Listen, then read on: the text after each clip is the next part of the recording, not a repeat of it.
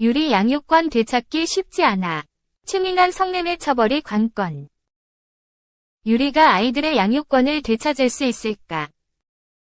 11월 11일 방송된 YTN 라디오 조인섭 변호사의 상담소에서 조인섭 변호사와 김소연 변호사가 유리가 전 남편 최민환을 상대로 낸 양육권자 변경 및 위자료, 재산분할 청구에 대해 분석했다.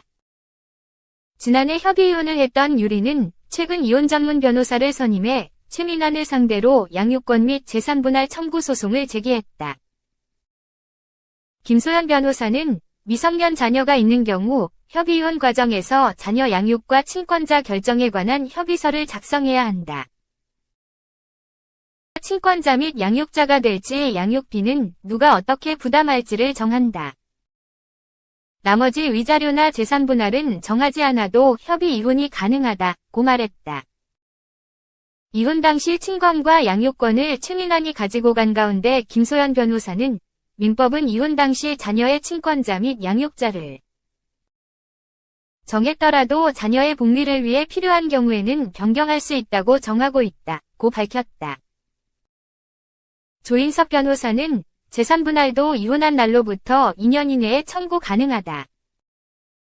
다만 협의 이혼 당시 친권, 양육권을 최민환이 가지는 것으로 하면서 위자료, 재산분할을 청구 안 하고 유리가 양육비를 지급하지 않기로 구두 합의했다는 이야기도 나온 바 있다. 구두 합의가 인정되면 재산분할 청구 가능하나? 라고 물었다. 이에 김소연 변호사는 재산분할은 영원으로 주기로 했다는 구두 합의가 분명하게 있었다면 불리한 내용 아닌가 싶다. 변경이 안 될 수 있다는 생각이 든다. 다만 양육권에 있어서는 자녀 복리를 위한 것이라 사유가 있다면 합의를 했더라도 변경이 가능하다고 말했다. 친권, 양육권 변경에 대해 김소연 변호사는 현재 상황에서 자녀가 잘 자라고 있는지 계속적으로 양육 환경을 유지하려는 성향이 있어서 결과를 장담하긴 어렵다고 조심스럽게 말했다. 그는 현재 최민환이 새아이를 1년 가까이 양육하고 있고 같은 건물에 부모님이 함께하고 계신다. 예능을 보니 최민환 어머니가 육아를 도와주고 계시는 것 같더라. 보조자로 양육해주시는 것 같다고 분석했다. 조인섭 변호사는 친권 양육권 변경 가능성이 있다는 기사도 있긴 했다. 전문 변호사 입장에서 봤을 때는 협의 이혼할 때 이미 친권 양육권이 아버지 측으로 결정됐다. 법원에서는 부모의 양육 의지도 중요하게 생각하지 않겠나.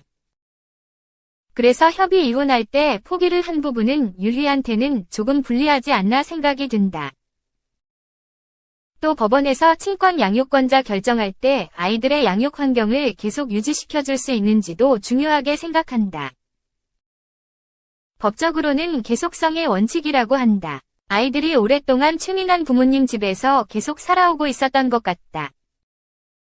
지금도 그 어머니가 아이들 보조 양육자로서 양육을 해주고 있는 상황이고 또 경제적인 능력은 별 문제 없이 살아오고 있는 것 같아서 지금 상황에서 친권 양육권 조정은 내가 봤을 때는 쉽지 않을 수 있다고 하는 생각이 들긴 한다고 설명했다.